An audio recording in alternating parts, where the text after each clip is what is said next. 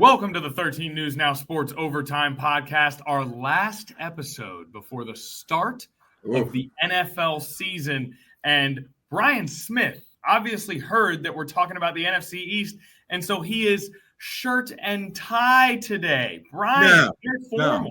No. I had to take care of some stuff after I got done with our 6 o'clock. We were talking about the Commanders, though. Got a preview. Check it out at 11 o'clock as well. With Jaden Daniels and head coach Dan Quinn, and that's it. Yeah. Anytime Connor, a man comes in a shirt and tie. That's actually B. Smith's betting attire. He's getting ready to take a nap. This is the betting attire. B. Smith, those are sleep attires. Yeah. Betting attire is that's a more elderly phrase than I've ever heard on this podcast. Betting attire? What in the world? I feel like I'm watching a pre-revolutionary documentary. All right. I Velcro my shirt and tie on. There you go. Yeah, it rips off. Yeah. Betting attire. And then we'll get into this in depth, but the Dallas Cowboys recently traded Micah Parsons. Rumor has it, as soon as they traded Parsons, they put a call in to Shane Fordham to see if he would come out of retirement. He said, I can't. I got a podcast to film. Shane Fordham. Well, facts. Connor, you've never lied. I told Jerry, no, not me, not today. Not me. Couldn't do it. Could not do it. And as we said, kickoff is on Thursday, 2 days from when we're filming this podcast. 1 day from when we're filming this podcast. And it's going to be a few hours from when this podcast actually goes up online. Eagles, Cowboys, and it's fitting that we're talking about the NFC East. Now, this is our home division here in Hampton Roads. The Washington Commanders, right up the road, play in the NFC East. And then, of course, Shane Fordham and I pledge our personal allegiances to the Philadelphia Eagles when we are not doing our work here at 13 News Now. Do you guys feel a special kinship with the NFC East? Shane? I would say so. I feel like it's a little personal when we talk about business decisions, maneuverings, personnel within the NFC East. But it's also home. You know, like you said, it's our home division. I don't think there's a division we enjoy talking more about, that we have more fun talking about, that we kind of had more of our borderline heated moments than talking about the NFC East. So for sure, it's definitely a special tie. No. You two have your heated moments. Me, I can care less. But I like covering the Commanders anyway because of what they've been able to accomplish within the last year.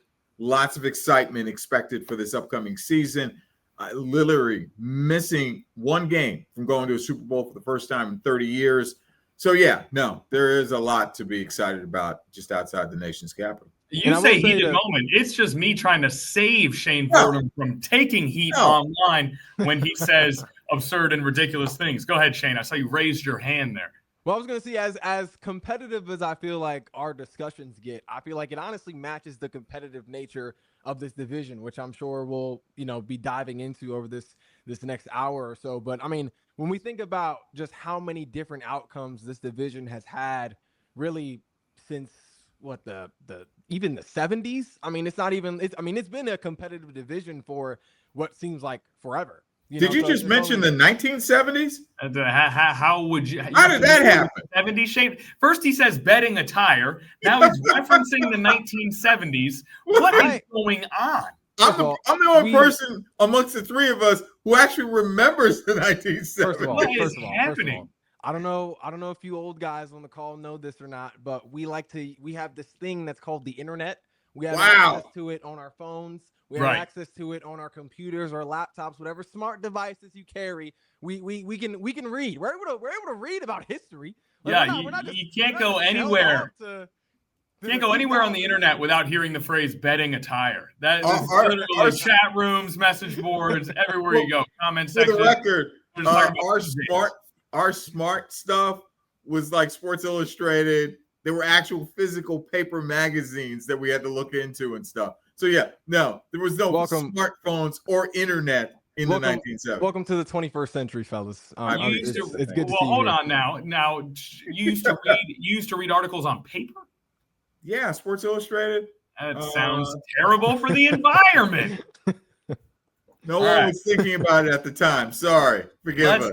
Let's go ahead and go through some basic facts about the 2024 NFC East before we start here. In first place in that division, the Philadelphia Eagles. Now, the Eagles went 14-3. They took down Green Bay, the Los Angeles Rams, the Washington Commanders, and then demolished, ended, and decapitated the dynastic Kansas City Chiefs in the Super Bowl to take home the 2024 NFL Championship. That was first place in this division, setting the standard. Second place in this division was the Washington Commanders, a shocking 12-5 for preseason prognosticators.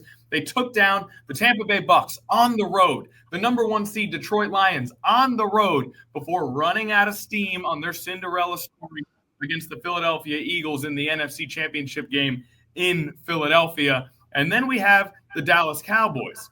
7-10, the Dallas Cowboys in 2024, and they missed the playoffs for the first time since 2020, and bringing up the rear, as they so often have in the past century, the New York Giants at 3-14, which earned them the number 3 pick in the NFL draft. So that is what we had in 2024 for the NFC East. Now, when you look at that, when you hear those records, and you hear that Dallas went 7-10 last year, as we mentally work our way through last season, does it surprise you when you hear that the Cowboys went 7-10 last season? Because I remember them being better than that, though not playoff caliber. Well, first of all, let's backtrack a little bit. Between Shane now saying the 1970s and you calling the Eagles Super Bowl title an NFL championship that goes back to the 60s, what the heck is going on here? And I'm the old guy in the room. Wait, I'll tell you what happened, B. Smith.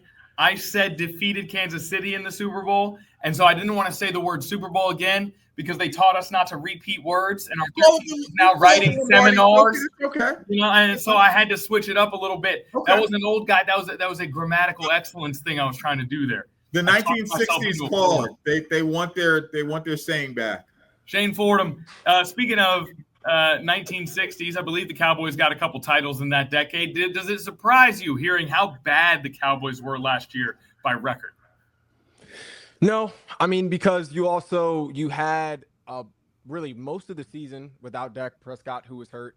They didn't really have much of a run game. You also had Trayvon Diggs, who I believe was out for, if not the entire season, the majority of it. You know, so they were hurt on defense. They were hurt on offense. I believe Deron Bland missed a good amount of games as well. So, I mean, they were without, some of their best players. But then, it's not like even if they were healthy, it's not like even when they are healthy, we see them do much towards, that January time period anyway. So I wouldn't say it's a surprise to me. They going 12-5 3 years in a row. It's weird because of their playoff failures. We almost consider the Cowboys to be a dissolute franchise, a basement dweller. That's simply not the case. They are generally pretty good. They just, as Shane Fordham pointed out, they're not good when it matters most. Well, that's because of the off-season or the off-the-field distractions based by their owner, Jerry Jones. Contract disputes. CeeDee Lamb, did he get signed? Finally get signed. Then the Michael Parsons contract stuff kept getting dragged out. I don't know whether guys pay attention to that or not, but sometimes you can't help it that I wouldn't be surprised. Jerry Jones just loves drama. For whatever it's worth, he thinks what I do is the best thing for our team and for the game. And personally, if you're a Cowboys fan, we know of a few, they are so fed up with him right now. It's not even funny, guys. Well, I would say, too, I think we're used to seeing the Cowboys as one of the most talented teams in the regular season. I feel like we're starting to see a dip in that now. Last season, injuries, that, of course, hurt with Dak being out, Trayvon Diggs being out, Deron Bland being out, Ezekiel Elliott, the collapse sort of in his decline in his prime doesn't really help that case either. But then on defense, you lose guys like DeMarcus Lawrence, letting him walk, which we thought was a move which would which, you know, we thought was a move for allowing them to be able to afford Micah Parsons and being able to afford Dak Prescott, CeeDee Lamb, you know, the contract guys. You know, Leighton Vander Esch, you know, another guy who injuries kind of caught up with. They let a guy like Stephon Gilmore walk. You know, we saw how vital he was to the Vikings' defensive success this past season. So I feel like when we talk about this dip in results in terms of their record, that's another reason why it's not surprising to me, because it seems like the Cowboys are slowly getting less and less talented every season. And then even looking at what they look like this season, this is honestly the least talented they have looked since really like the Dak Prescott era. Since he became the starter of this team, this is probably the least talented team that he has ever had while having the star on the side of his helmet. So I think that plays a factor into it. Well, and for the record too, you were talking about their defense. They free fall. They were 28th overall in total defense. Yeah, and I think a big piece of that is losing a guy like Leighton Vander Esch. I believe he kind of was determined as a no-go guy last season for the first official time in terms of having to really like officially step away from the NFL because of his, I believe it was neck issues. I think it was back issues as well. You know, so that was a huge piece of their run-stop defense. And we know their best player on defense isn't the most consistent run stopper in the world in Micah Parsons, or their best player at the time. You know, so it was a defense that, like you said, B. Smith, continues to struggle at least against the run, which is not a good thing when you are in the same division as Saquon Barkley behind what is the best offensive line in the NFL. Well, are you saying Kenny Clark's not going to fix all of their run defense issues? Jerry Jones said they wanted to go get Kenny Clark so they could fix their run defense. Is that not? Can we talk about that for a second? Let's pause. What a ridiculous thing to say. Like, let's pause and let's recap. I was going to do this later, but let's very quickly here, and then you can dive in, Shane. The Dallas Cowboys were in a contract dispute with Micah Parsons. Jerry Jones continuously told us all about it in the media, and they were not able to get a deal done. We all figured they would get it done a couple hours before kickoff, as the Cowboys so typically do. Instead, news came down this past weekend that the Dallas Cowboys had traded Micah Parsons, possibly the second, maybe third best pass rusher in the NFL, 26 years old. They traded him to the Green Bay Packers for 2 first-round picks and Kenny Clark. Now, Kenny Clark has been a good player in the past. He's a defensive tackle. He's 29 years old. He's got a couple Pro Bowls. He's not a superstar by any measure. And last season was a year where he struggled more than most. And so Jerry Jones then held a press conference that began with an 11-minute monologue where he said, trading for Kenny Clark, that's our plan. We want to. Is it me, or does this sound Luka Doncic? Yeah, like, it's got honestly Luka Doncic. I think the Luka trade was worse, but it's got worse. I disagree. An NFL version of Luka Doncic. I'll tell you why the Doncic trade was worse, Shane. I'll tell you why the Doncic trade. Go ahead, Connor. Okay, the Doncic trade was worse because in the game of basketball, in order to win a title, you need one of maybe 5 superstar players. If you have one of those guys, you can probably go and win a title. There's only 5 guys on the court at one time. No non-quarterback in the game of football can possibly have that much influence on a game. So trading away Luka Doncic as opposed to trading away Micah Parsons, when you look back through the years, not as many Super Bowl teams as you would think have a dominant all-pro pass rusher type of player. Some certainly do. But in the NBA, every NBA champion, save for maybe 1 or 2 throughout history, have a Luka Doncic level player. The other thing is, they didn't open up the Luka trade to the open market. At the very least, the Cowboys seem to have opened this up to at least a compromised market in order to go out. And I think maybe they said 6 teams in some reporting I saw made offers. So at least there was a market as opposed to the Mavericks going and trading Luka with no market. That's why I think the Luka trade is worse. That was a huge tangent. Let's get back to football. Okay. Well, see, my thing is, my thought process is I think the Micah Parsons trade was worse because you at least had some sort of logic going into the Luka trade. Both trades terrible, 100%. Horrible trades to make as a GM, but you can at least see the logic a little more behind the Luka trade coming from the Mavericks because Nico Harrison was straight up. He said, I don't trust the health of Luka Doncic. I don't trust that he spends as much time on his body as other superstars in the NBA do. I don't think he takes as much care in his fitness as we see Giannis take, as we see LeBron take, as we see Steph take. Well, just because Nico Harrison says something dumb doesn't make it a better trade. Jerry Jones said dumb stuff too. I'm saying there was at least a reasoning as to why this could be a better trade for the Mavs in the future. Looking at Micah showed no signs of being a guy who wasn't committed to his health. He showed no signs of slowing down. He's coming off a 12-sack year, which is the least amount of sacks that he has ever had out of his 4 years in the NFL. I mean, it's just, I could at least see the thought process in what Nico Harrison had making that trade. You don't see the logic at all in the trade Jerry Jones made in this decision with Micah Parsons. Like, it honestly seems like Jerry Jones purposely made his team worse to prove a point.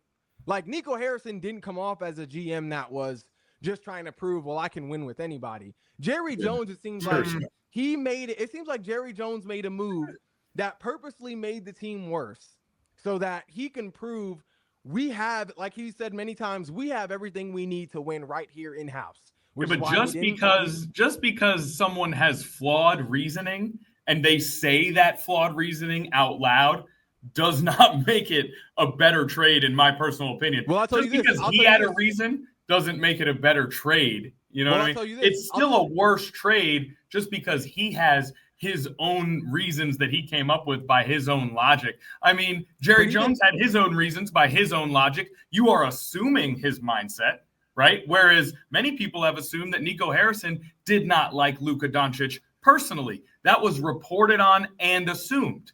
And so you could put the same fact set that you're putting on to Jerry Jones onto Nico Harrison. But what we do know is the greater Dallas-Fort Worth area is just getting absolutely pummeled by sports trades right now. So here's the other thing. Micah Parsons will make $47 million a year. He is now the highest paid non-quarterback in the history of the NFL. That's a big deal to give to a guy who does seem to enjoy podcasting as much as he enjoys playing. Again, I think it's a phenomenal trade for the Green Bay Packers and a terrible one for the Dallas Cowboys. But if you want to squirm your way into at least he had a reason, you can find some for the Cowboys as well. We can't argue about this. But even not just that, looking at the personnel, in terms of what the Mavs got back was definitely better than at least what the Cowboys got back. The Cowboys got back a 29-year-old run stopper who is not at the level of run stopper that Micah Parsons is as an edge rusher. The Mavs at least got back a guy who, when he is healthy, is still a top 10 player in the NBA at the least. The Cowboys got back 2 first-round picks. The Cowboys got back more first-round picks than the Lakers. But the Mavs, which is still insane to this juncture now. It remains insane. Okay, so Micah Parsons is gone. That is the trade. Now let's go back to Jerry Jones here, because I do think there's something to be said for Jerry Jones. Your points are well taken, Shane Fordham. I think many people will agree with you. I do not, but hey, that's how we roll, baby. Okay, let's go back to Jerry Jones here. Let's stay on the plot. I believe that Jerry Jones. I believe there is something to what you said, which is that he wants to keep the Cowboys in the news cycle. Keeping the Cowboys in the news cycle continues to make them increase in value, and they are the most valuable sports franchise on the planet. Is there anything to his strategy that he's employed here? You can argue with the product he's put on the field. You cannot argue with the product that he's put in his bank account. And it's very possible that to him, the latter is more important. Well, I've noted this before. Yeah, he does care about, he has the NFL equivalent of the New York Yankees. They are the gold standard, so to speak, of what a team is supposed to look like. But Jerry Jones is horrible as a GM. Jimmy Johnson, who just stepped down from being an NFL analyst, is still probably sitting on his boat in Miami just going, you need to bring me on. I would hope one day after Jerry Jones says, I don't want to run the team anymore, that they hire Jimmy Johnson as a consultant at the very least. not a head coach. I know Jimmy would probably say no, but I'd be like, what he did after he left, 3 Super Bowl titles in 4 years, and they haven't had a sniff at a Super Bowl title. Hasn't impacted the value of the team. And It has. I think he loves an interview. I mean, he gives more interviews than any owner in the league. Granted, he's a GM too, but I think he gives more interviews than any GM. Though Howie Roseman's been doing the media tour this summer, which brings us back to the Philadelphia Eagles. Now, let's go over the Philadelphia Eagles season last year, because I think people maybe forget that the Philadelphia Eagles at one point were 2-2. And they had losses to the Atlanta Falcons and an absolute blowout loss to the Tampa Bay Buccaneers on their resume. Now, the Eagles actually they won 34-29 over the Green Bay Packers in Brazil to start their season. After that game, the Eagles scored 21 points, 15 points, and 16 points. In weeks 2 through 4, they went 1-2 against the Falcons, Saints, and the Bucs, and they barely beat the Saints. But there's a caveat to that. A.J. Brown missed all 3 of those games. We're going to talk a lot about Saquon Barkley. Everyone in the football world has talked a lot about Saquon Barkley. But I think if you look at the history of the Eagles over the last 3 years, I think A.J. Brown might be every bit as important as Saquon Barkley to this offense. I think A.J. Brown might be one of the most underrated players in the NFL, despite the fact that many people do give him a healthy amount of respect. So after they're 2-2, they get A.J. Brown back. They squeak one out over the Browns, and then they are flying.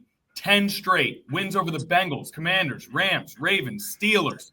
They lost to D.C. after Jalen Hurts got injured early in that game when they were up on the Commanders. So that means throughout the course of this season, including playoffs, the Philadelphia Eagles did not lose a game that Jalen Hurts and A.J. Brown both finished. And of course, conference title game, Super Bowl, 2 of the most dominant performances that we've seen in either one of those games. Historical context, Shane Fordham. How good were the 2024 Philadelphia Eagles? The 2024 Eagles, as you all have heard me say before, might be the greatest team in the history of the NFL. One of the most complete teams in the history of the NFL. The only team in the history of the NFL. Oh, dear Lord. That second part I think is true, Brian. I think that second statement is true. What's the second part of what? One of the most complete teams in the history of the NFL. Every part of what I said is 100% of they're up there, but there isn't a team that is on paper better than this Eagles team that also won a Super Bowl. There is not a single team. This is the only team in the history of the NFL that has had the youngest defense in the NFL. I get that. Has had, while being the youngest, being the best defense in the NFL, leading the league in fewest yards allowed per game, winning a Super Bowl by not blitzing the opposing quarterback one single time. They're only one of 3 teams to do that ever.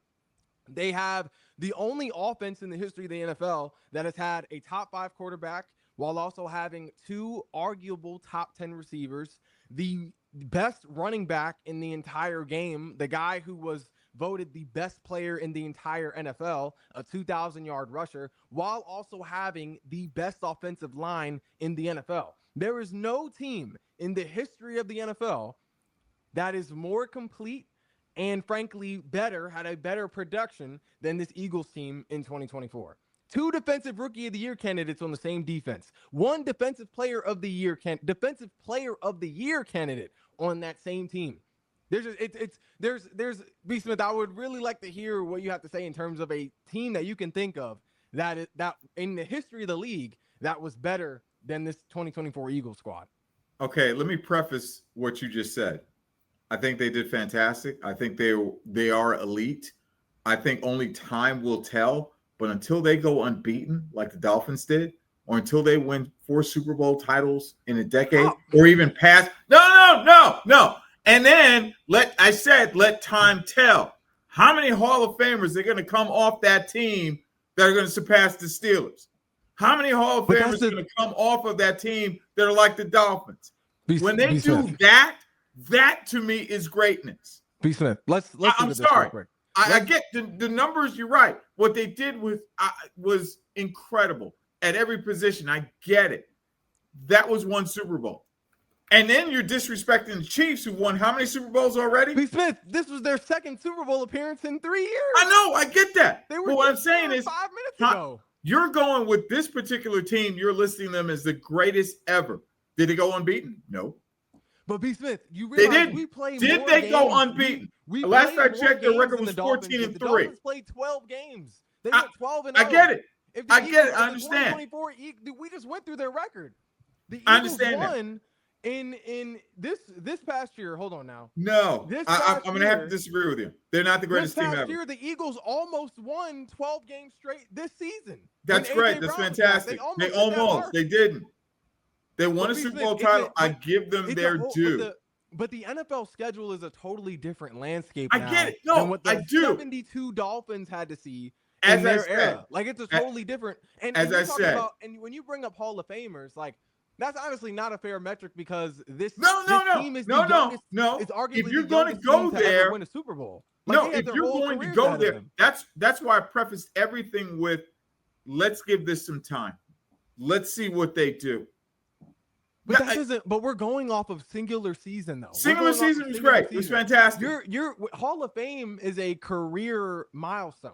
That's like that's a player's entire career. Everything they've achieved in the span of their entire career. Okay, that's a milestone for like 10 plus seasons. We're talking about it. This is the youngest team in the NFL. Like we can't bring up Hall of Fame status as a reason why the Eagles aren't as good of a team. That Eagles team, number one defense, great, fantastic. You're right.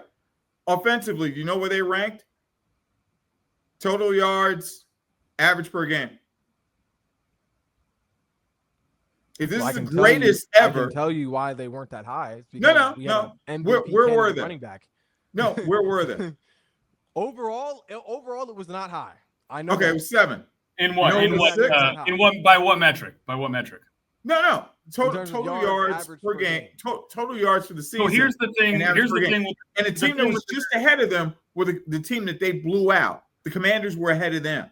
And if you want to look at the 2025 Eagles, I think that they have a fun case. Their resume creates a fun case. If you want to look at the 2025 Eagles and you want to try to poke holes in them relative to some of the other greatest teams of all time, you would look at the fact you look at the Super Bowl and you look at the NFC Conference Championship game. And those two games have put something in our mind as a lasting impression when it comes to an elite passing offense under the most difficult possible situations. If you go beyond those two games and you look throughout the course of the season, there are reasonable questions about whether or not they had as elite of a passing offense as some of the other teams that we would look at as the greatest of all time. And that's more so in the modern era. When it comes to your Dolphins, B. Smith, I think Shane brings up some good points. They obviously played in a different era. It's difficult to compare. But when we look at some great Patriots teams with Tom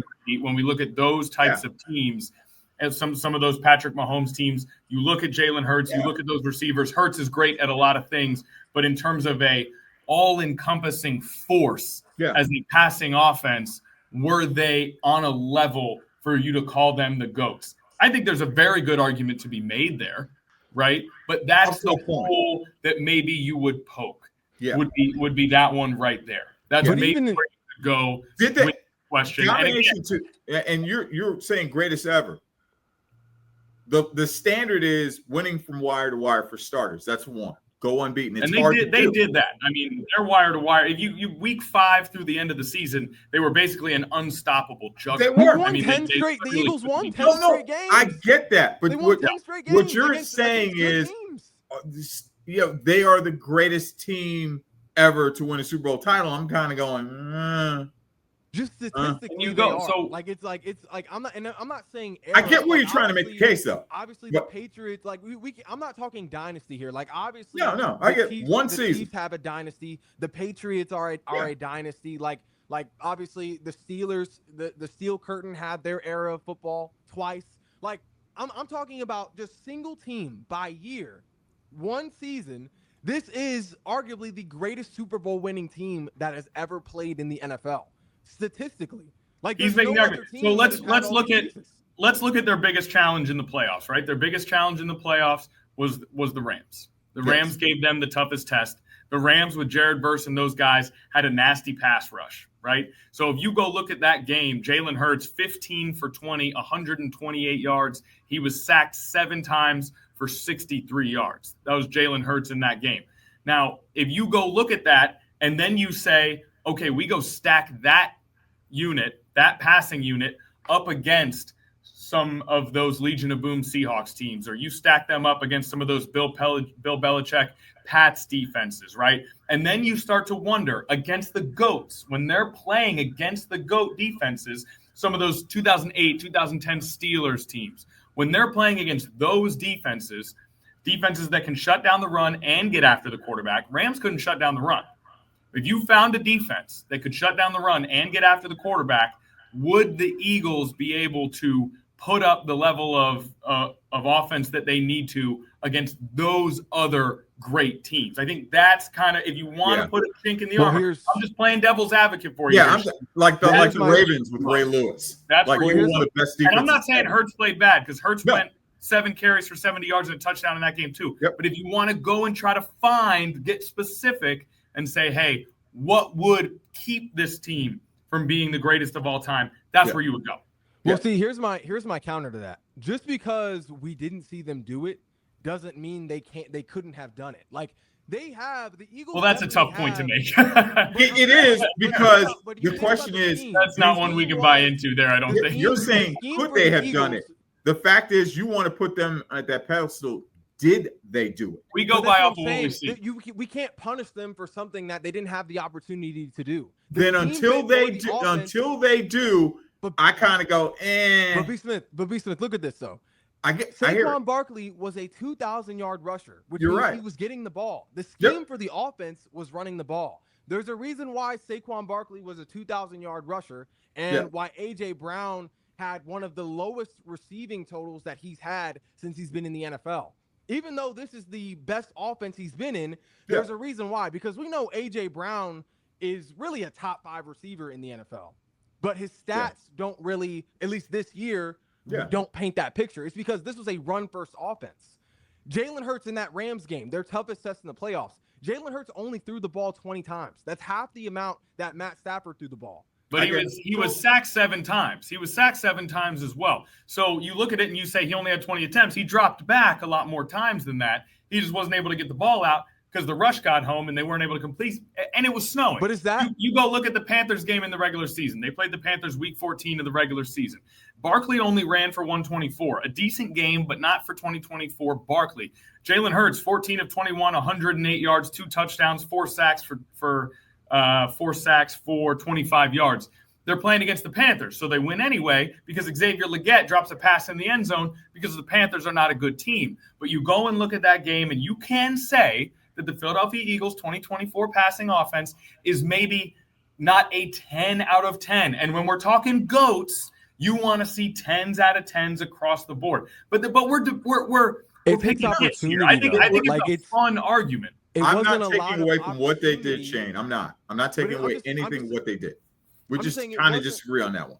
I'm just saying it wasn't a lot of opportunity for this offense to move the ball through the air just because of how dominant Saquon Barkley was. Like, if you look at this Kellen Moore game plan, it wasn't the most complex game plans in the world. It was honestly close to being as one-dimensional as the offense that Brian Johnson had conjured up the year before during the collapse. The main difference that Brian Johnson had that Kellen Moore did have was that Kellen Moore had Saquon Barkley, where Brian Johnson did not. Like, let me take you the game.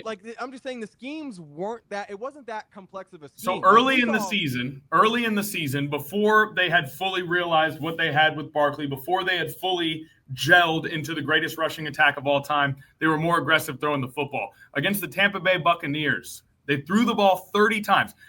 Barkley had 10 carries for 84 yards against the Bucs.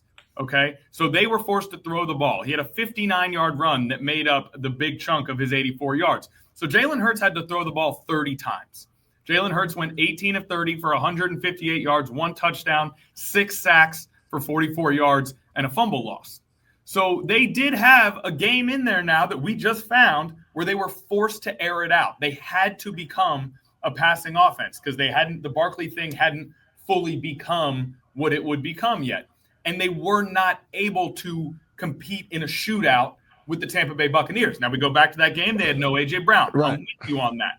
But I'm just saying there are some – it's okay for us to acknowledge – we're just making the argument, Shane, because your argument is they're the best team of all time. So it's okay for me and Brian to have high expectations for the best team of all time. So that's where you go if you want to try to disprove that. But I'll tell you this. You can stack for one season – you can stack their resume up against any team in the history of the NFL. I get it. You can make a credible argument, not just a Shane Fordham Eagles fan argument. But you can brought make up a credible argument, right? But you brought up the one game. You brought up the one game in that season where they didn't have A.J. Brown or Devontae Smith for a majority. I brought up the Bucs game. I brought up the Panthers game. I brought up the Panthers game. I brought up the Rams game. I've given a couple examples here. Let's not sleep on the number of examples. You brought up one game where Jalen Hurts had prime opportunity to move the ball through the air more times than on the ground. And in that game, he didn't have his two top aerial assaults. Like, people wouldn't say that about Joe Burrow. Like, people would be having Jamar Chase and T. Higgins on the field. Like, people wouldn't say that about anyone else. Like, he didn't have his prime. If A.J. Brown and Devontae Smith are in that game, you cannot tell me the numbers through the air don't look different than what they do right now. Look, I'm a Jets fan, but only to say Tom Brady wouldn't have had such issues. He would have just figured out something and find somebody to do it. I'm just saying the great ones figure it out. And Jalen Hurts is a great one. He's still like, bro. I'm just saying. You figure it out. So now we're having a GOAT debate between Jalen Hurts and Tom Brady. No. Jalen Hurts is fantastic. He is elite. He is top 5. Easily. Hands down. He top 2. Okay. Don't do it, B-Smith. I'm not take the bait. I'm not taking the debate on that one. Logical. Yeah. The Sports Overtime podcast, we like to keep things logical. That's how we do things here. I want some logic. So yes, you're right. But again, I think maybe that's what B-Smith is getting at, right? Is when you look at the greatest teams of all time, you would like to see them be able to troubleshoot. And in this particular situation, the passing game cannot afford to lose a piece and still be elite. And even with all their pieces, what would they do against a truly great defense, whereas you look at the GOAT offenses and you think they can score on anybody. But again, I feel like there's a really compelling case to make. We can't sit here and let you make it without presenting a counter argument, Shane. I think the problem is the most football fans. I forget which Super Bowl it was. It might have been one of the last ones that the Patriots won. That season that I remember, they were the best team I'd ever seen make adjustments, not from halftime, but series to series that I had ever seen, ever. They were like elite, making decisions on the fly and going, no, we're going to scrap that. We're going to go with that. What game are you referring to? Consistently did it. What game are you just saying throughout the season? No, it was that season. I forget. It was one of their last Super Bowls that Brady was there. And I'd never seen most teams make decisions. Oh, we're going to make adjustments by halftime. No, they were making decisions series by series. The 2016 Patriots only had one option when they were down 28-3. Put the ball in Tom Brady's hands. He has to dissect everything now, and he has to go make a comeback. And, I guess maybe the question would be, would the Eagles be able to pull that off when the running game is now out of the equation as a viable option? Would the Eagles be able to pull that off? I think they could. That's where the GOAT questions come in.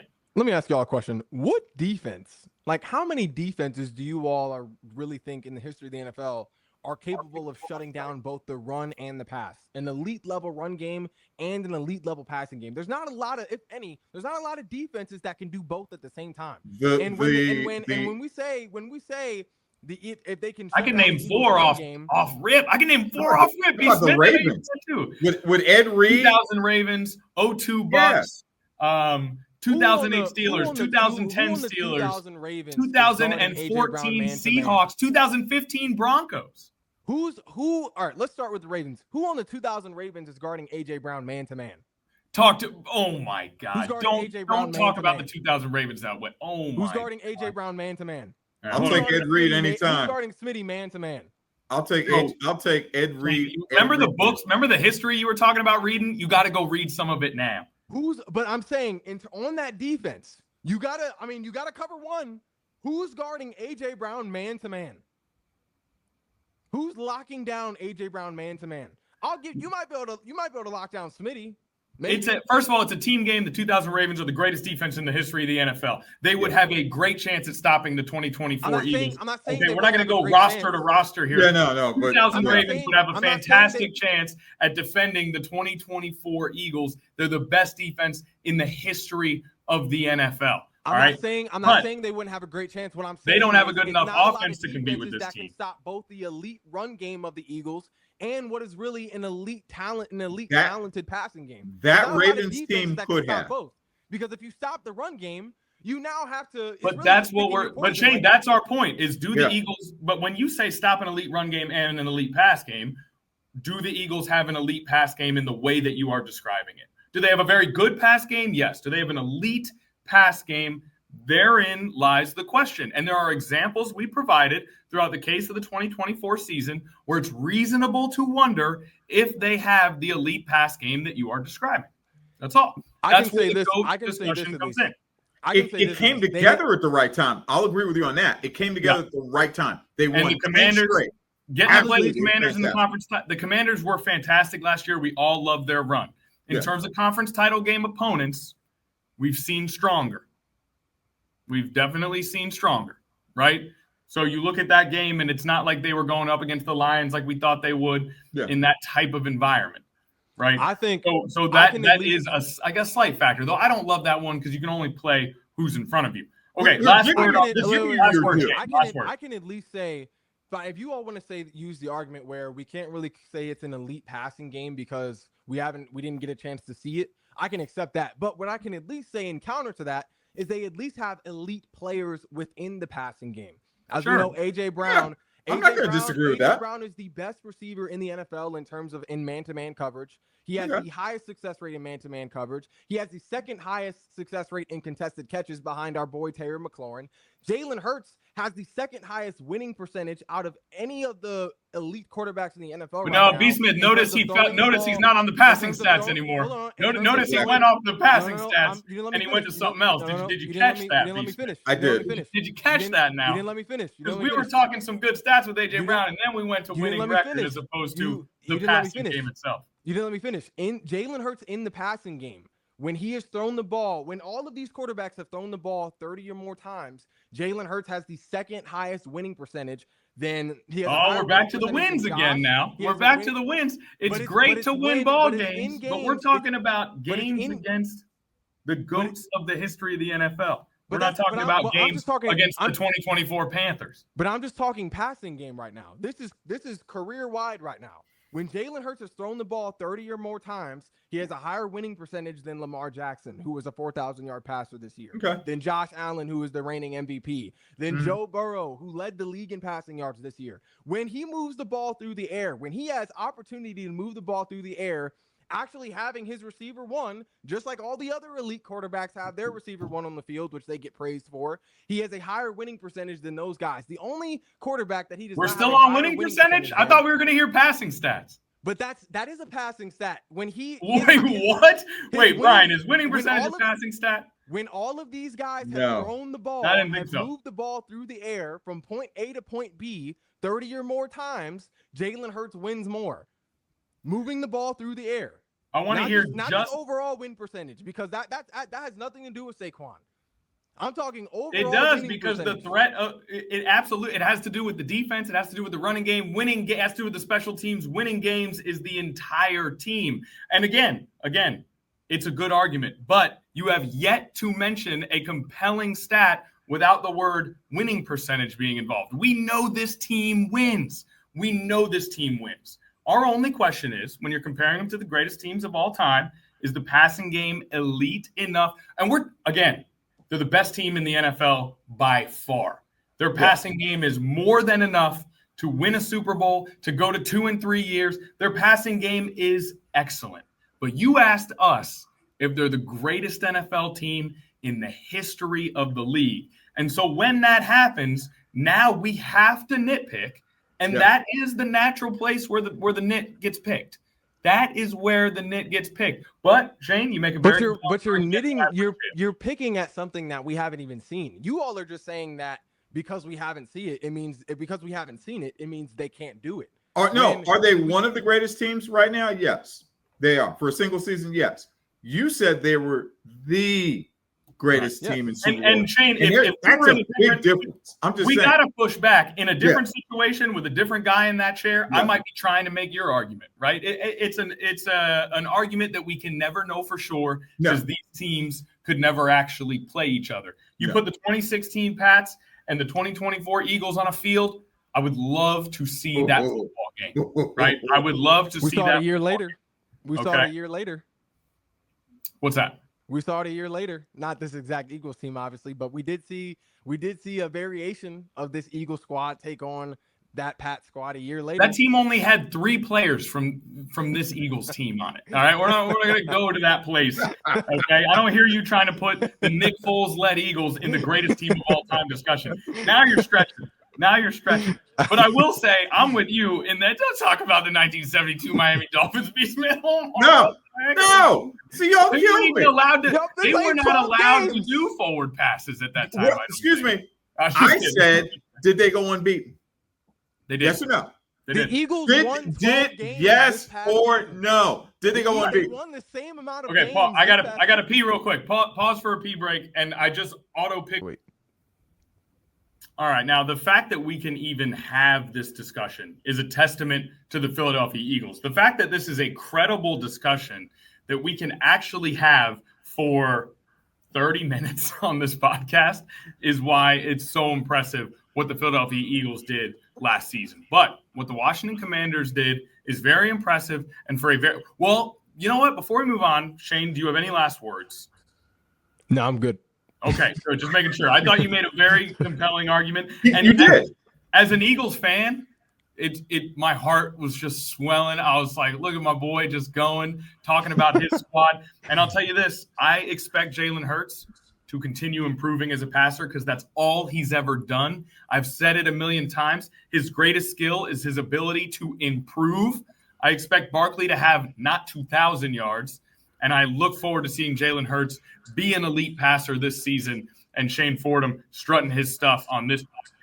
Let me add one thing onto that, Connor. I do also think another reason why you're right and that he will be more efficient in the passing game this year is because they also have more of a passing-minded OC. Kevin Patullo, he was the passing game coordinator last season under Kellen Moore. You know, I don't think Patullo's game plan is to lean and rely on Saquon Barkley as much as he did this past season, you know, especially with the weapons they have in the passing game this year. Of course, 2 elite guys, AJ, Devontae Smith. But then you also got your rotational pieces that on any other team really have breakout level potential, especially when you look at Jahan Dotson. Just picked up John Mechie, who has been dealing with injuries. The main thing that's really held him back from production. And then you also got young guys that have been standing out in the offseason like Darius Cooper, Johnny Wilson, guys like that. So, but yeah, I just wanted to add that on. It's going to be, in my opinion, more of a passing offense, which means I think we will see Saquon Barkley have sort of a lesser workload, which will preserve him for the playoffs. I got a quick question with a quick answer, yes or no. Do either of you think that the coordinator positions, the changes they've expected are going to slow the Eagles down any? Just curious, yes or no? No. I would say no. I think they learned that lesson. I think they know how to avoid it. Okay. And they retained who has proven to be at least one of the best defensive coordinators in the NFL in Frank Fangio, who was a assistant coach of the year candidate last season. Did you say Frank? Vic Fangio, sorry. I was like, man, his son took over? What the heck? All right. Let's get into the Washington Commanders. We've clearly the GOAT team debate sent us into a delirious state here. All right, now the Washington Commanders going into last season had very low expectations. That's because the Washington Commanders had been bad for a long time, for almost the entirety of Dan Snyder's tenure, other than the occasional blip on the radar. They draft Jaden Daniels. Dan Quinn was a coach that a lot of teams didn't want. They go get Dan Quinn. Cliff Kingsbury, an offensive coordinator that a lot of teams weren't really looking at. They go get Cliff.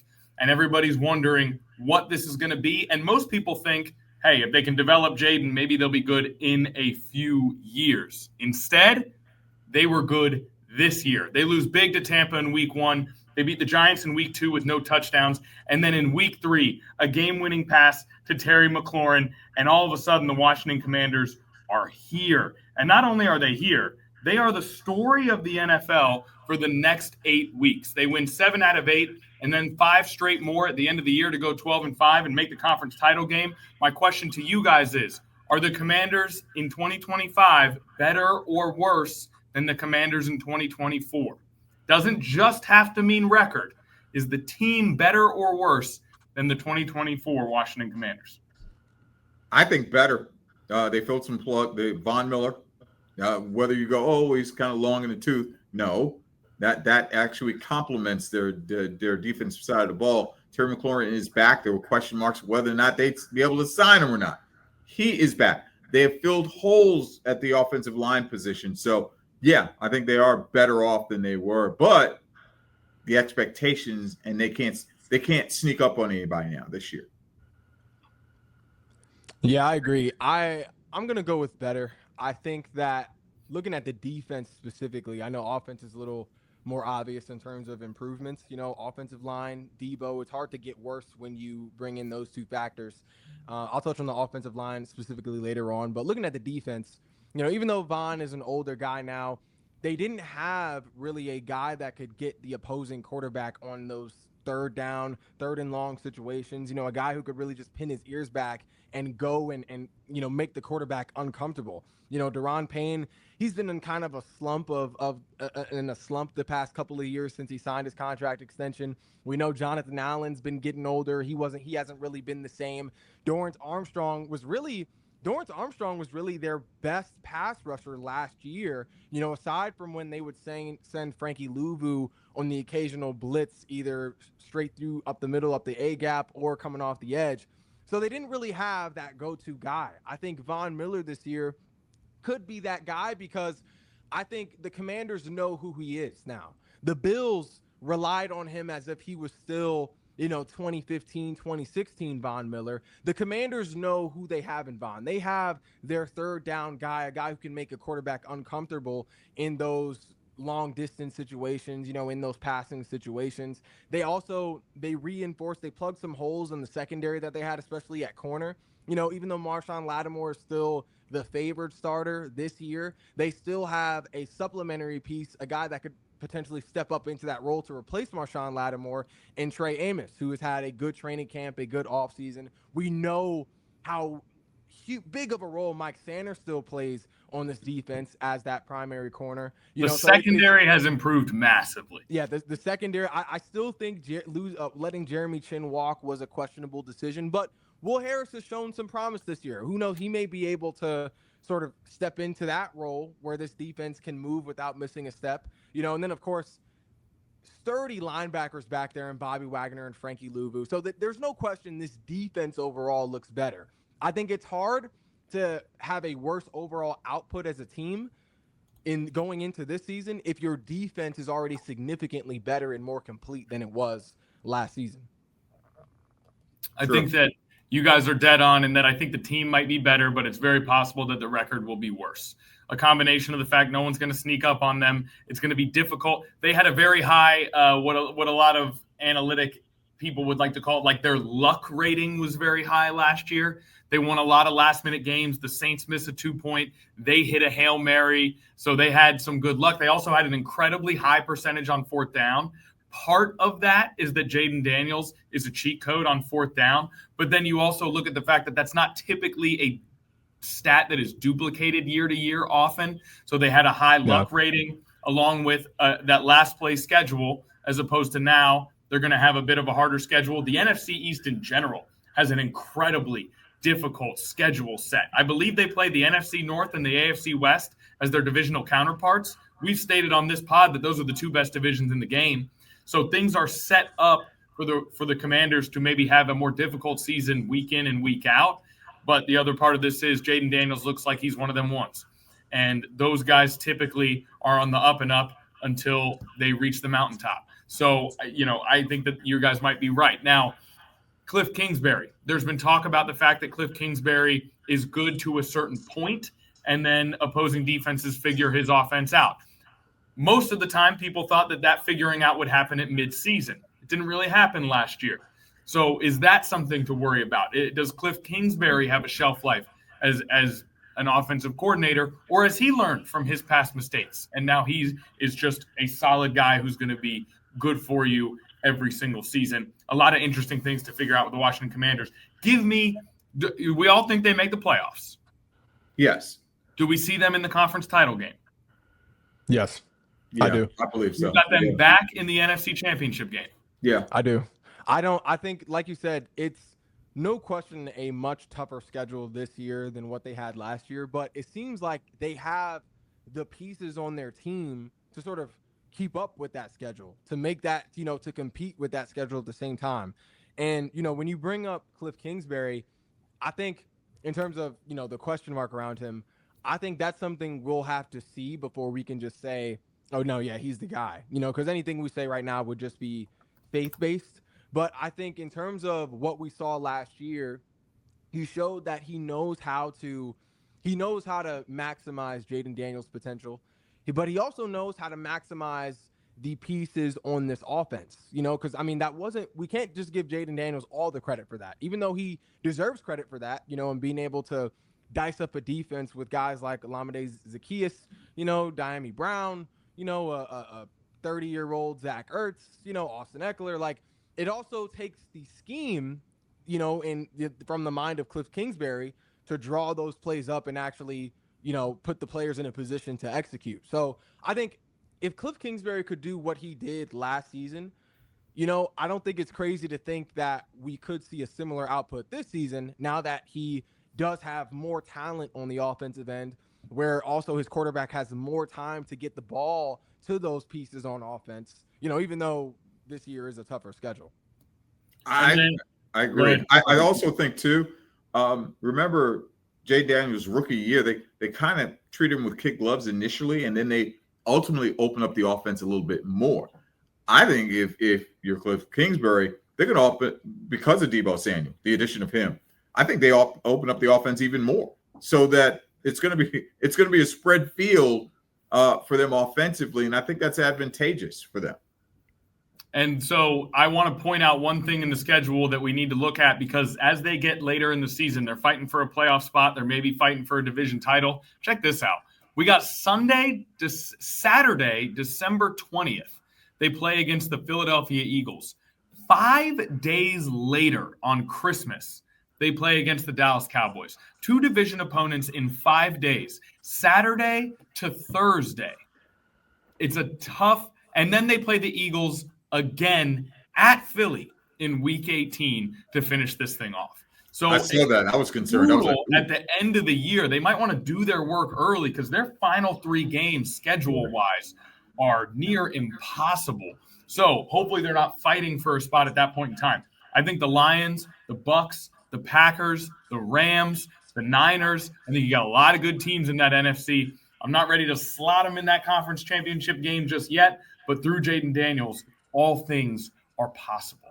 Now, I think the rating of the quarterbacks is interesting in this division. I think we all have the same thing. And I think what we all have, I know Shane and I have the same rating, but I think Shane and I's rating is different than most people would have. Shane, tell me if I'm right. We have Jalen, Jaden, Dak, enter Giants quarterback here. I guess Russell Wilson for now. And that's my 1 through 4. I don't know if most would have that 1 through 4. Dak is kind of fluid depending on what you like. I think a lot of people would have Jaden over Jalen. Shane, do we have the same quarterback ranking? Yeah, pretty much. I think you could make a case for who will likely be the starter for the Giants and Russell Wilson being over Dak, just because I think when it comes to playoff time, I don't know, if I got to pick a quarterback to have to be able to trust the ball with, I'm trusting Russell Wilson more in the playoffs than I am Dak Prescott, and I think history definitely defends that case. But I definitely we're talking about right now, though. Russell Wilson is officially a journeyman quarterback. That is what Russell Wilson is. Russell Wilson is a stopgap journeyman quarterback who hasn't won a playoff game in a really long time. Is Dak Prescott the clutchest guy in the league? No, but he's had more playoff success more recently than Russell Wilson. Dak Prescott ended Tom Brady's career. So let's not say that Russell Wilson's more trustworthy in the playoffs right now. Prime Russ, maybe. Look, but not right now. Are we going to rule out Jackson Dart too? I mean, I'm just saying. I think Dart could be the starter by the end of the year, which speaks to why putting Russell Wilson over Dak is ridiculous. I don't think, I'm not mad at the ranking. I'm not saying you're wrong. I'm just saying I think you could make a case for Russ. Just sort of what I guess is devil's advocate here. You're talking about recent playoff success. Jaden Daniels has the same amount of playoff wins as Dak Prescott in 1 year. We're not talking about Jaden Daniels. We're talking. Keep it to Russ. I'm saying as an example, in terms of putting Dak Prescott on this altar, as if he just outright, it's crazy to say anything against him in this regard. I think is a little crazy just because, he'll put up flashy stats in the regular season. He'll lead the league in passing yards during the regular season, but then he'll also be the same guy that'll fold against a young Packers team in the playoffs. So I don't think it's crazy to at least say that you could make a case for Russ in terms of having him over Dak right now, just because of his tendency to excel more in the playoffs than what Dak has shown to. Russell Wilson has not excelled in the playoffs in how many years? When's the last time Russell Wilson won a playoff game? 2020? Well, that was only 4 years ago. That was 5 years ago, and Russell. Well, 5 years ago, technically, but he's also a champion as well. Prime Russell Wilson, yes. Russell Wilson now, nobody wants him to be their starting quarterback. Yeah, The Giants brought him in to wait for Jackson Dart. The Giants didn't bring him in to win games. They brought him in to tread water until Jackson Dart is ready. That's who Russell Wilson is now. For sure. Okay? For sure. Dak Prescott is one of the highest paid players in the league, a starting quarterback by choice of the Dallas Cowboys. When healthy. He's not clutch, but you would take almost any viable starter over Russell Wilson right now. I would say Dak Prescott, you 100% more capable, more talented, younger. Okay, then he's third. What are we talking about here? My thing with Dak is more capable, more talented, and younger. But you're taking Russell Wilson because he won a Super Bowl in 2014. Here's my reasoning, and I didn't say I'm for sure taking Russ over Dak. I'm just saying I think there's at least a case you could make for Russ. And there is no case. There is no case. You can't make a case for Russ. There is no case. You can't. It's hard to. You got to get to the playoffs first, Shane, before you can play well there. And Russell Wilson ain't doing it.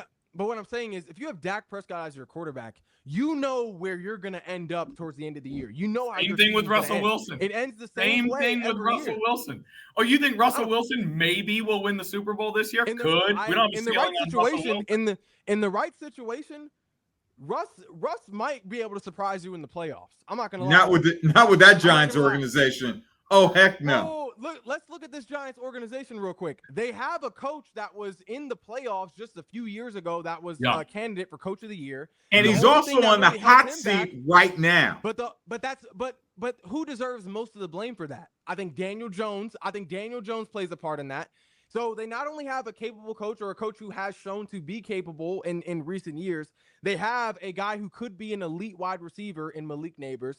They have a solid number two. Shane, do you think the Giants would trade Russell Wilson for Dak right now? If there was no money involved, you think they would swap Wilson for Dak straight up right now? You think they do a 1-for-1 trade? Yeah. Okay, then we have our answer. Let's stop with this nonsense. Brian, what is your quarterback ranking? Brian, what's your quarterback ranking? Wait, let me ask you a question. No. Is this since leaving Seattle? Is this not the best team Russell Wilson has been on since leaving Seattle? The Giants? Denver, Steelers last year were better. Steelers. Yeah, Steelers were better last year. The Steelers were better last year, and the Broncos made the playoffs as soon as they kicked Russell Wilson out. Okay, let's be realistic. Realistic. We're talking about a Giants organization that within the last year, think about this. Coach, GM were on the hot seat. GM lets go of Saquon Barkley. He goes on to win a Super Bowl. It was not Dabble. No. It's a dumpster fire at times. Now, do they show improvement? Possibly. No. Do they show improvement? Yes. But you're actually thinking that they're going to be making a deep run in the playoffs. That's not going to happen. I didn't say that. I said You're not even. I don't think years they're going to make the playoffs. Dak Prescott got second in MVP 2 years ago. Second in MVP two years ago, and you want to take a guy who nobody wants. What did he do in the playoffs? Is that when they folded? Is that when he folded to the Packers in the playoffs? Nobody's saying he's a good playoff quarterback or a great playoff quarterback. What we're saying is you would take him over Russell Wilson in every situation imaginable in the NFL right now. You're mishearing me. I didn't say I would. I'm just saying there's a case that can be made. Okay, good. Then we can move on. Then we can move on since you're not saying no case. Brian, what are your quarterback rankings? Bring us back to earth. My quarterback rankings are Jalen Hurts, Jaden Daniels, Dak Prescott, and Russell Wilson. But I did. All right, we got the same thing. I do include Jackson Dart because I think he actually may get in sooner than people may think. That's because the stuff you were hearing about him and what he was doing, he may. I'm not saying it'd be week 3 or week 4. Who knows? But if they struggle early, Jackson's Dart could be their guy. I agree. And I agree with Shane that the Giants have a more interesting roster than you would think for one of the worst teams in the NFL last season. They've got an incredible defensive line talent. I mean, their defensive line is probably the best in the division when you just look at their talent. They've got Malik Neighbors, who is a stunning talent at wide receiver. So they've got some pieces out there. They've invested in their offensive line. It's paid off. Maybe not to the degree they hoped, but it's been solid. So they're good in the trenches, and they've got a Pro Bowl caliber weapon in Malik Neighbors, right? So I do think the Giants could sneak up on some people, and I like the Giants in terms of what they're building. It's shocked that a head coach and a GM could go from the playoffs to 3-14 and keep their jobs, and in the meantime, that's the amazing part. They let Walk has the greatest season in the history of running backs. That's pretty amazing. But why do you think that is, though? At least in the head coach's aspect, I'm surprised the GM is still there. Joe Shane, he should be in more of a hot seat than Dabble, in my opinion, because I think there's only so much a head coach can do when your quarterback just doesn't produce, and you're really down to your third guy on the depth chart just for a spark, somewhat of a spark in this offense, before just ultimately resulting to tanking for a higher draft pick. Yeah. So I think Dabble has rightfully earned the benefit of doubt at least one more year to prove what he can do as a coach, especially with the talent that he has this year. But I think GM and head coach are in two different. I think it depends on which Giants fan you talk to. But there's no some will say both need to go. But there's no way Giants fans can legit just blame Brian Dabble. That's if you ask us Eagles fans a few years ago if we thought Doug Peterson was the reason why we were struggling, no Eagles fan would have told you I thought he was going to say Nick Sirianni. This man wanted to fire Nick Sirianni. Exactly. Because I was thinking about that. I was like, wait a minute. But he wants to hold on to Brian Daboll. Don't get rid of I don't know why. You know what? No. You know what, Brian? I think we need to go 15-second Shane timeout. You can't talk 15 seconds. All right, we're just going to enjoy the peace and quiet. I already apologize for Sirianni. Doug Peterson, I get. But I did apologize. He's going to mention Nick Sirianni and go, oh, no, he's great. No, you weren't thinking that at the time. And weirdly enough, here I go again. I kind of agree with Shane. I do think there's a good coach in Daboll. At the very least, I think there's a good offensive mind in there. Can he CEO a team? Does he have that ability to CEO a franchise season to season? That remains to be seen. Yeah. I don't know if he has that. We would like to be able to see that, but I do think he's a good offensive mind. And Jackson Dart has looked good in the preseason. The Giants are kind of a fun team. They're not a threat. They're not a contender, but it's fun to see where they can go from here. Okay, we've hit every team in the division. We've ranked the quarterbacks, regrettably so, for anyone who had to listen to that segment. And she says, I wouldn't do this. But I just make the argument to do it. That's all. Just playing devil's advocate. Unbelievable stuff. Okay, I mean, listen, Shane Fordham, certified Dak Prescott hater. He's got to do something. He's got to do something in that situation. Okay. Is there any last words on the NFC East? Does anyone have any hot takes they would like to share? My hot take, A.J. Brown, most underrated player in the league. I think he's truly elite. I think he's a Hall of Fame talent. I think the offense in which he plays is going to keep his numbers from looking like Chase or Jefferson's, but I think he's right there with those guys in terms of ability. That's my hot take. Not the hottest. 15 seconds in the microwave take. You guys got anything? Shane's already said a bunch. Shane, you already have had some. Wow. Do you have another? B. Smith, you want to go first? I do have one, but I've already I'm just going to throw this out here just for yucks. Jackson Dart will make a difference for the Giants this year. To what degree? Give us a little spice. He will supplant Russell Wilson, and he will give Giant fans some hope. Not a lot of hope, but some hope. I'm just going to leave it at that. Drake May style. He'll basically be the 2025 Drake May. Yeah. Okay. So I'm gonna throw this out there and see how it goes. I've been thinking about this for a while, fellas. Careful consideration, careful analysis, film study, traits. I've used the past. I've analyzed the past to foresee the future. Oh, dear Lord. What is about to happen? What I think, and I honestly, I would be shocked if you guys actually disagree with me on this, but what I think MVP race this year, I think it will come down to Jaden Daniels and Jalen Hurts. I do think that this will be a year where we have two candidates from the same division. Did Josh Allen get abducted by aliens? Wait, hold on. In this scenario, I mean, I'm not saying. Did Lamar Jackson retire? Did I miss it? I don't know, man. Did I miss a notification? Oh, God. I think we missed an update here. Did both of them tweak their ankles? It should be. All right, keep going, Shane. Keep going. It should be. I mean, in terms of, because it usually comes down to a final three, the third spot should be Lamar or Josh.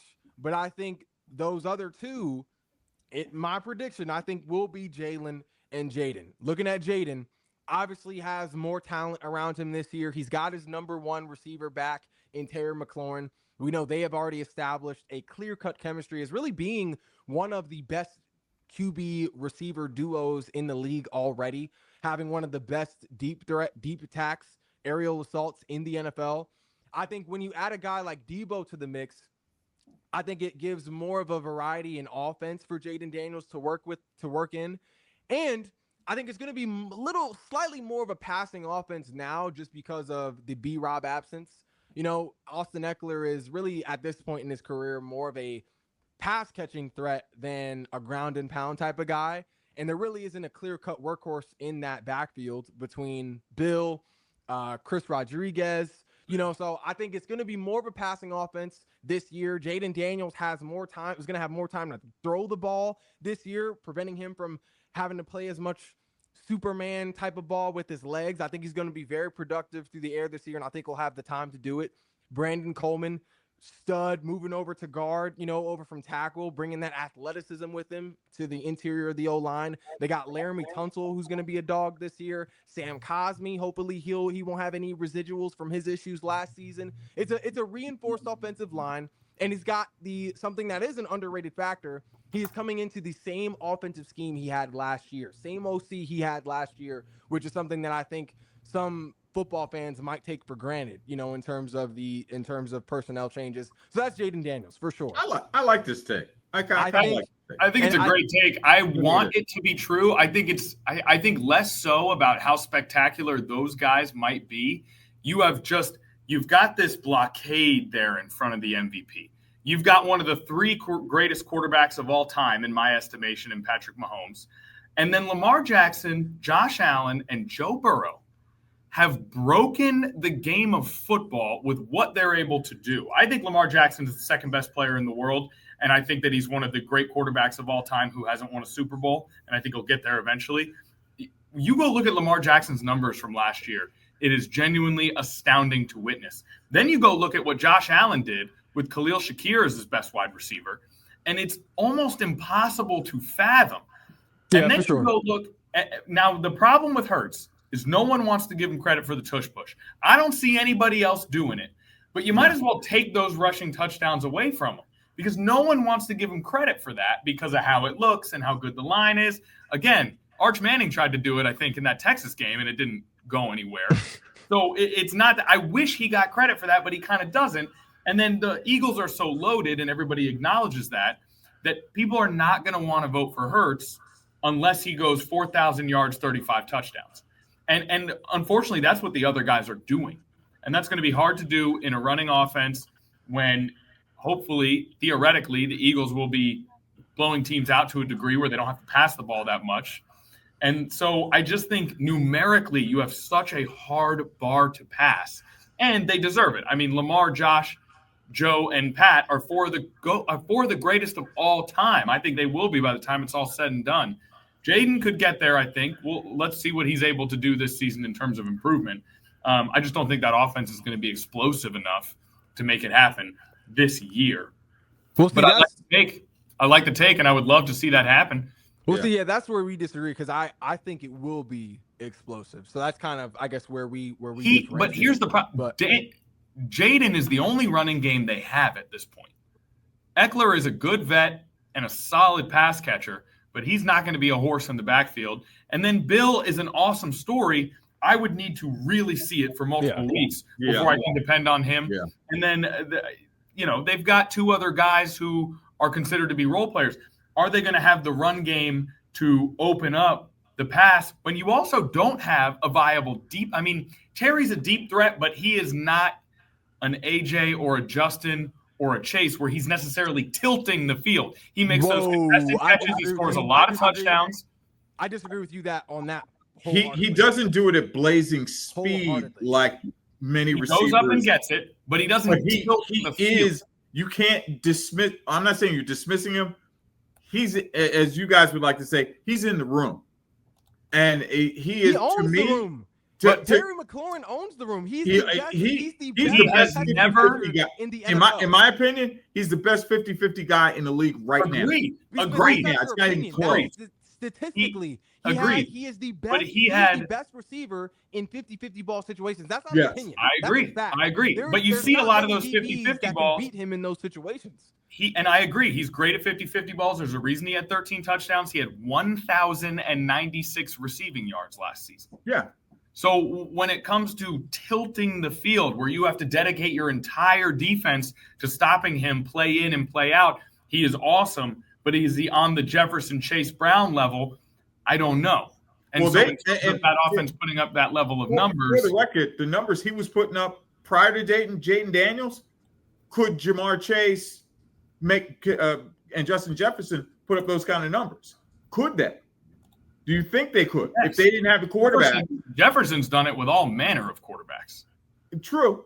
I'll agree with you on that one. But my thing is, because he did it with less quarterbacks, he does now with a quarterback that, and now you got Debo, his numbers might actually go up. When we say Justin Jefferson has done it with all manner of quarterbacks, that's not like his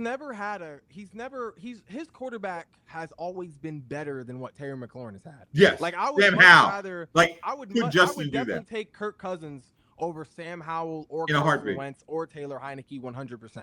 And that's probably the least talented, because I think it's fair to say Sam Darnold is more talented than Kirk, just in terms of physical gifts. He clearly was productive, obviously, last season. Justin Jefferson has had better quarterbacks, even with Sam and Kirk, than what Terry has had as a Commander. And even with that, neither of them. Do you think either one of them is better than Jaden? In terms of who? I'm just saying that offense. I don't think the Commanders' offense can be as explosive as the Ravens or the Bills this year, or the Bengals. And you got to put up big numbers to go for the MVP, because those guys are putting up unbelievable numbers. We don't know yet. They don't have the running game, and And then for Burrow, he's got Chase and he's got Higgins, and I would take Chase over McLaurin myself. That's. I mean, I get it. But if you're looking at numbers, if Joe Burrow can put up the numbers he did, and as one-dimensional as that Bengals offense is, I don't think it's a crazy stretch to say that Jaden Daniels could do the same, if not close to, in this more versatile offense. Because, Connor, the run game is limited, but McLaurin's better than Chase. Higgins is better than Samuel, and I think Burrow right now is better as a passer than Jaden Daniels, and so that's why that offense is able to put up those numbers. But when you say and the Commanders get there, I don't know. But honestly, the separation between Jamar and Terry in terms of ability is not that wide. And then when you look at when you look at T. Higgins and Deebo Samuel, I think T. Higgins is a better. You said what? Give me that again about Terry and Jamar. I said I don't think the separation between Jamar and Terry is that drastic. Like I don't think because honestly. Terry McLaurin has had a difficult time when it comes to quarterbacks. No question about it. He's never had 1,200 yards in a season. Jamar Chase had 1,700 yards last season. And he's also credit, Joe Burrow. Joe Burrow has been his quarterback for like 8 years. I hear you, but Terry. But I would like to see Terry McLaurin with Jaden. Terry, you all have always said, right? You guys have always made the Terry argument. He's a great guy. I'm glad he got paid. He deserves his money. But you guys have always made the argument that he didn't put up big numbers because he didn't have a good quarterback. Last season, he had a good quarterback, and he had 1,096 yards. It's not all about statistics. Every team plays differently, and I understand that. Sure. But you can't put him in the Chase tier right now because ultimately you just have to go off of what's happening on the field. But I never would. I think Jamar Chase is a better deep threat than Terry is. I'll agree with you on that one. But he's a better run after the catch, too. He is, and I'll give you. I like Terry. I'm not saying Terry gets within sniffing distance, but he'll close the gap. I'll put you this way: Jamar's younger than he is too. I think he's younger than he is too. You think Terry closes the gap? Different. I think Terry can close the gap. Now that he has Deebo, Jamar Chase won the Triple Crown last year in the NFL. He had 1,700 yards and 17 touchdowns. Absolutely. Terry McLaurin is an awesome player. He's awesome. Yeah. I don't think he's in the Chase tier. But if Shane's prediction comes true, we're going to have a lot to talk about on this time podcast. I think that should do it for this episode. Shane Fordham gets the last word because he brought the heat today. Shane, last word. I was just going to say, I think as a deep threat, I think Terry McLaurin is at least on Jamar Chase's level. And that's statistically, that's not my opinion. That's just from what we've seen in games. He is the best receiver, no question, in contested catch 50-50 ball situations. Statistically, I believe he has a 98% success rate. Jamar Chase clears in yards after catch as a ball carrier, but I don't think the separation is as drastic as what, people like to think.